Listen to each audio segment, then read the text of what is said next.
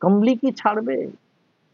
ছাড়বে না। সুপ্রিম কোর্টের আইনজীবী নরেন্দ্র মিশ্র ইতিমধ্যেই আবেদন করেছেন নিশিকান্তের বিরুদ্ধে আদালত অপমাননার মামলা করতে দিতে হবে, তার অনুমতি চেয়েছেন সুপ্রিম কোর্টের কাছে, এবং আদালত মানে শীর্ষ আদালত আগামী সপ্তাহে এই শুনানি করতে রাজি হয়েছে।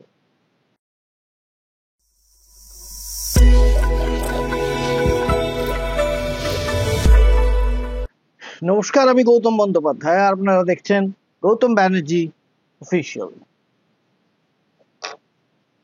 আমার একটা প্রস্তাব আছে, সেই প্রস্তাবটা কেন্দ্রীয় সরকার মানবেন কিনা জানি না। আমার প্রস্তাব হচ্ছে, কেন একে মহাভারত রত্ন দেওয়া হবে না? ভারত রত্ন বলছি না, কিন্তু মনে করবেন মহাভারত রত্ন। অবশ্য উনি একা নন, ওনার সঙ্গে আরো অনেকে আছেন তার কিছু কিছু, কিন্তু প্রথমে এনাকে দিতে হবে। আমি বলছি নিশিকান্ত দুবে। তিনি সাফ বলে দিয়েছেন সুপ্রিম কোর্টের জন্য দেশে ধর্মযুদ্ধ লাগছে, এবং শুধু তাই নয়, আমাদের যে দেশের প্রধান বিচারপতি শীর্ষ আদালতে সুপ্রিম কোর্টের, মানে তিনি দায়ী এই জন্য। এতদূর কথা, সাংঘাতিক, এত সাহস! কেন একে মহাভারত রত্ন দেওয়া হবে না বলুন তো? ভারত রত্ন বলছি তো, ভারত রত্ন নয়, ভারত রত্ন যারা পেয়েছেন তাদের আমি কখনো ছোট করতে চাইবো না, তার চেয়েও তো উঁচুতেই নি, অনেক উঁচুতে, এই মানে আগমার্কা হিন্দুত্ববাদীদের মধ্যে প্রথম সারিতে। তুমি এই আমাদের মোদী সাহেব এবং বিজেপি যা যা বলেন একবারে কণ্ঠস্থ করে নেন, শুধু না, রক্তের মধ্যে ঢুকে গেছে। তিনি আছেন, সম্বিত পাত্র আছেন, আবার আমাদের যাই হোক রাষ্ট্রপতি এখন হয়েছেন জগদীপ ধনকর, তিনিও আছেন, এরকম অনেকে আছেন। তবে নিশিকান্ত যা করছেন তার সঙ্গে কেউ মানে বোধহয় কাছে লাগতে পারবে না।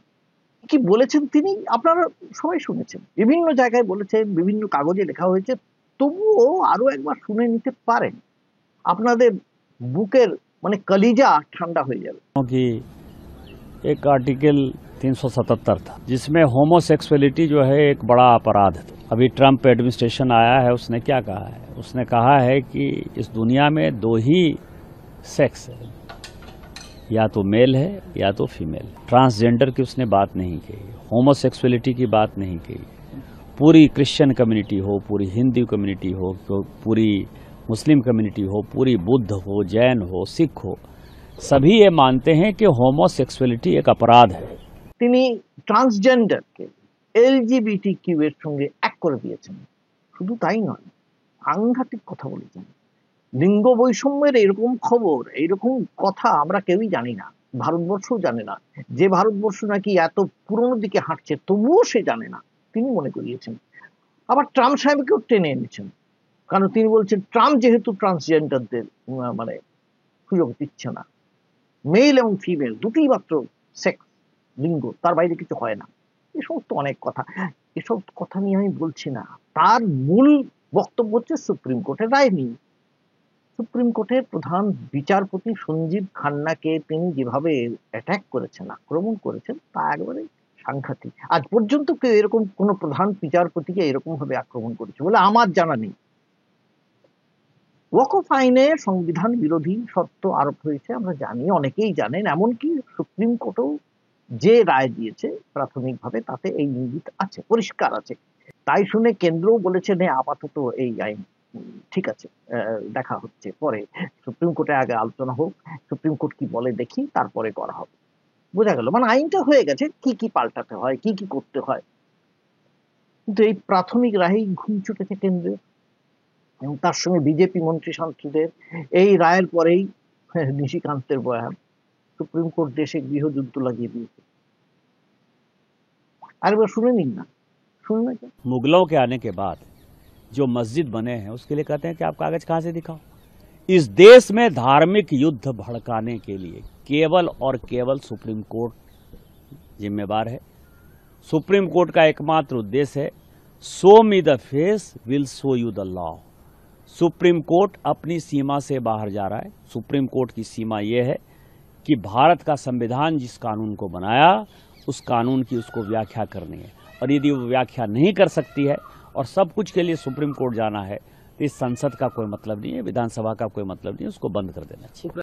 এই যে তিনি বললেন, এখানে কিন্তু থামেননি বিজেপির এই মহান নেতা।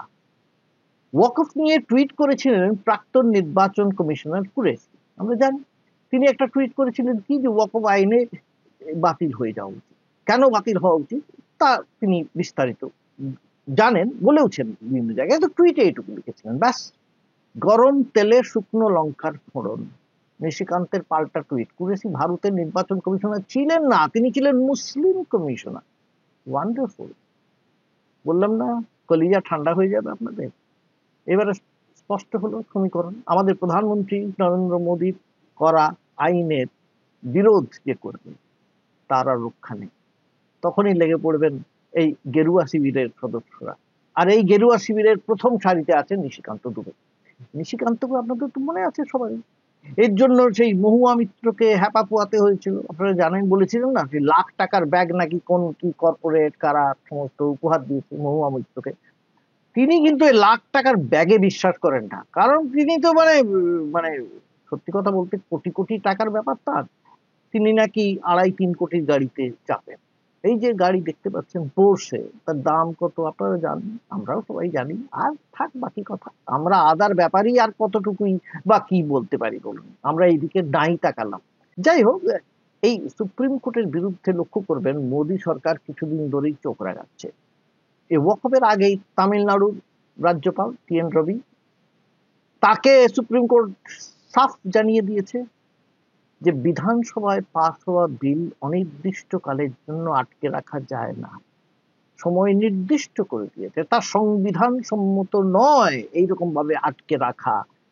আর তা শুনে উপরাষ্ট্রপতি জগদীপ ধনকর একেবারে তেলে বেগুনে রেখে গিয়েছেন। তিনি সরাসরি বিজেপি নেতৃত্বের মতোই মন্তব্য করেছেন যে সুপ্রিম কোর্ট যেন সুপার পার্লামেন্ট হয়ে যাচ্ছে। কিন্তু সমস্যা হলো সুপ্রিম কোর্ট যেটা বলছে সেটা তো সংবিধান সম্মত কথা। আর এটা ভুলে যাচ্ছেন জগদীপ ধনকর, সুপ্রিম কোর্ট যেটা বলেছে সেটা কার্যত এই পার্লামেন্ট বা পার্লামেন্টারি, এই যে আমাদের দেশের যে প্রসেস, এই যে আমাদের যে সংসদীয় গণতন্ত্র, তাকে রক্ষা করার জন্যই বলেছে। কারণ এখানে মূল ক্ষমতা কোথায়, যেটা বলছেন ধনকর, মানুষের হাতে। এবং সুপ্রিম কোর্টের হাতে হওয়ার কথা নয়, পার্লামেন্টের হওয়ার কথা, কারণ তাকে সেখানে নির্বাচিত প্রতিনিধিরা আছেন। একইভাবে বিধানসভায় নির্বাচিত প্রতিনিধিরা আছেন, সেখানেই তো বিল পাস হচ্ছে, সেই বিল রাষ্ট্রপতির কাছে যাবে, রাষ্ট্রপতি আটকে রেখে দেবেন বা রাজ্যপাল আটকে রেখে দেবেন তারও আগে। কি করে হয়? তা তো হতে পারে না, অনির্দিষ্টকালের জন্য কি করে হবে? একই ব্যাপার বলা যেতে পারে, ধরুন পার্লামেন্টে কোনো বিল পাস হয়েছে এবং সেটা রাষ্ট্রপতি আটকে দিয়েছেন, মানে ধরে রেখে দিয়েছেন, সই করছেন না, চুপচাপ বসে আছেন। তাহলে তখন যদি সেই মামলা সুপ্রিম কোর্টে আসে, তখন সুপ্রিম কোর্ট কি বলবে? যদি বলে যে না, রাষ্ট্রপতির এটা উচিত নয়, তখন কি পার্লামেন্টে জগদীপ ধনখড়েরা একই রকম তেলেবেগুনে রেগে উঠবেন, নাকি বলবে না সুপ্রিম কোর্ট ঠিক বলেছে? সুপ্রিম কোর্টের দেখুন একটা ক্ষমতা আছে, আমরা জানি 142 ধারা সুপ্রিম কোর্টে, তাতে বলা হয়েছে the Supreme Court in the exercise of its jurisdiction may pass such decree or make such order as is necessary for doing complete justice in any cause or matter pending before it. পূর্ণ বিচারের স্বার্থে supreme court এই ধরনের রায় দিতে পারে। কোন ধরনের রায়?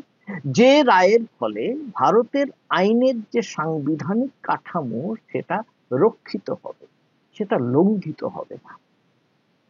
Supreme কোর্টের প্রাক্তন বিচারপতি জাস্টিস চেলেমেসর এই কথাটাই বলেছেন। তিনি বলেছেন কোন আইন সঠিকভাবে বলবৎ করার ক্ষেত্রে রাষ্ট্রপতিকে নির্দেশ দেওয়ার ক্ষমতা আছে সুপ্রিম কোর্টে। রাষ্ট্রপতিকেও সুপ্রিম কোর্ট নির্দেশ বা পরামর্শ দিতে পারে। এবারে নিশিকান্ত মুখ খোলার পরে চারদিক থেকে অনেক আগ্নেয়গিরি থেকে লাভা উৎকিরণ শুরু হয়েছে, বিক্ষোভের লাভা। বিরোধীরা কেউ তো ছাড়ছে না। প্রবীণ আইনজীবী আদিস আগরওয়ালা কি বলেছেন? বলেছেন এটা অত্যন্ত দুর্ভাগ্যজনক ঘটনা। তার বয়ান, এটা একটা দায়িত্ব জ্ঞানহীনের মতো বক্তব্য।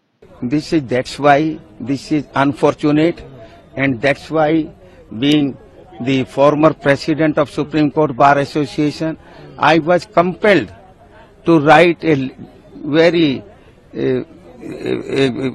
one letter to the Honorable Prime Minister yesterday, in which I pointed out the legal position, in which I pointed out the rights of the government to file review petition or seeking to refer the matter to Constitution Bench. This is, and if such MPs of such stature, who are the lawmakers, if they make such irresponsible statement, this will lower down the dignity of the judiciary. This will spoil the cordial relationship between the executive and the judiciary. Although our judiciary don't care for that statement, judiciary, Indian judiciary, they pass orders in accordance with law. Some people were asking me whether this will be contempt of court. It can be a contempt of court, but our courts are very liberal. They don't take cognizance of such thing. If they start taking cognizance of such thing, then they will be left with no time. শুনলেন আপনারা, কংগ্রেস দলের এবার কি হয়েছে? পবন খেরা, তারা কেন ছাড়বেন? তারা এর পেছনের অঙ্কটা বুঝবার চেষ্টা করছেন, এবং শুধু তাই নয়, এর মূল সমীকরণটা তারা খুলে খুলে লোকেদের কাছে দেখাচ্ছেন। प्रधानमंत्री की मौन स्वीकृति के बगैर न धनखड़ साहब ने जो कहा वो कह सकते थे, न निशिकांत दुबे ने जो कहा वो कह सकते थे। अगर भारतीय जनता पार्टी गंभीर है इस विषय को लेकर, तो हमें ये बताएं, क्या निशिकांत दुबे को कारण बताओ नोटिस भारतीय जनता पार्टी दे रही है? क्या एक्शन लिया जा रहा है उसमें? और अगर आप एक्शन नहीं ले रहे तो प्रधानमंत्री आपकी स्वीकृति के बगैर, एक सांसद छोड़िए, भारतीय जनता पार्टी का एक कार्यकर्ता मुंह खोल ही नहीं सकता। और अगर आपकी स्वीकृति के बगैर बोल रहे हैं तो आपकी पकड़ अब पार्टी और सरकार पे खत्म हो गई। প্রধানমন্ত্রী জোটটি এর পেছনে যাকে বলা হয় শিলমোহর না থাকতো, তাহলে কি নিশিকান্ত এইরকম কথা সুপ্রিম কোর্টের বিরুদ্ধে, এত দূর কথা সিজেআই চিফ জাস্টিস অফ ইন্ডিয়ার বিরুদ্ধে বলতে পারতেন? বিশ্বাসযোগ্য। এবং শুধু তাই নয়, এই যে নিশিকান্ত বলেছেন বা জগদীপ বলেছেন, জগদীপ ধনখড় না হয় উপরাষ্ট্রপতি, তার সঙ্গে সুপ্রিম কোর্টের কোনো সম্পর্ক নেই, কিন্তু নিশিকান্ত দুবে যে বলেছেন তারপরেও তাকে কিন্তু সেন্সর করা হয়, আটকানো হয়। শুধু ওই জেপি নাড্ডা বলেছেন যে এটা দলের বক্তব্য নয়। বেশ, দলের বক্তব্যটা কি খোলসা করে বললেন না কেন? তিনি এটাও বললেন না নিশিকান্তকে বলে দেওয়া হবে, এরকম কথা যেন তিনি না বলেন, বলেনি, এড়িয়ে গিয়েছেন। আসলে বিজেপি এই সমস্ত ইস্যুগুলোকে জিইয়ে রাখতে চাইছে, কারণ তাদের একটা ভয় হচ্ছে। ভয়টা হচ্ছে যে এই যে সিজেআই কিছুদিন পরেই চলে যাবে, মানে নতুন সিজেআই আসবেন, জিআর ভাই আসবেন, ইনি চলে যাবেন, সঞ্জীব খান্না। এই সঞ্জীব খান্না যেভাবে লেগে পড়েছেন কার্যত এই কেন্দ্রীয় সরকারের বিরুদ্ধে, বা সরকারের এই যেনতেন বিল পাস করা বা যে কোনো ধরনের যথেচ্ছাচারের বিরুদ্ধে, তাতে কোন সময় কি রায় দিয়ে দেন তা তো বিশ্বাস করা যাচ্ছে না। কাজে এটা জিইয়ে রাখতে হবে, তিনি যতদিন না যান। আবার তারপরে যিনি আসবেন বিআর গোবাই, তার ক্ষেত্রেও সেটাই হবে মনে হচ্ছে, কারণ এখন আর ভরসা করা যাচ্ছে না। যতদিন না নিজেদের মতন কাউকে বসানো যাচ্ছে সুপ্রিম কোর্টের মাথায়। এ তো নিশিকান্ত বলে ছেড়ে দিয়েছেন বাজারে, যাকে আমরা বলে থাকি লুজ ক্যানন। ঠিক আছে, তিনি না হয় লুজ ক্যানন, কিন্তু তার মতো লুজ ক্যানন আরো অনেকে আছেন। কিন্তু নিশিকান্ত এটা বুঝছেন না যে তিনি ছেড়ে ফেললেও তাকে কি ছাড়বে বিতর্ক এত চট করে? কমলি কি ছাড়বে? ছাড়বে না। সুপ্রিম কোর্টের আইনজীবী নরেন্দ্র মিশ্র ইতিমধ্যেই আবেদন করেছেন নিশিকান্তের বিরুদ্ধে আদালত অপমাননার মামলা করতে দিতে হবে, তার অনুমতি চেয়েছেন সুপ্রিম কোর্টের কাছে, এবং আদালত, মানে শীর্ষ আদালত, আগামী সপ্তাহে এই শুনানি করতে রাজি হয়েছে। কাজেই নিশিকান্তের নিশি জাগরণ শেষ হবে না শুরু হবে, তা আমরা বলতে পারছি না, শুরুও হতে পারে, এবং সেই নিশি জাগরণ খুব চিন্তার জাগরণও হতে পারে। শেষ হওয়ার কথা তো অনেক পরে। আজ এই পর্যন্তই, আবার আপনাদের সঙ্গে দেখা হবে পরের এপিসোডে। সবাই ভালো থাকবেন। আর আমার একটা অনুরোধ প্রত্যেকবারই করে থাকি, এবারও করছি, যে আমার যে এই যে চ্যানেল, সেটা আপনারা সাবস্ক্রাইব করুন, শেয়ার করুন, আর ওই যে নোটিফিকেশন আইকনটা আছে সেটা অন করে দেবেন। আরেক কথা বলতে ভুলে যাচ্ছি, কমেন্ট করবেন। হ্যাঁ, আমার বিরুদ্ধেও বলতে পারেন, বলতেই পারেন, আপনাদের যা ইচ্ছা আছে, আমি তো চাই সেটা, গণতন্ত্র সেটা হয়, তবে হ্যাঁ যুক্তিপূর্ণ ভাবে, কোনো গালিগালাজ দিয়ে নয়, তাতে কোনো লাভ হয় না, না আপনার, না আমার, না দেশের, না জনগণের।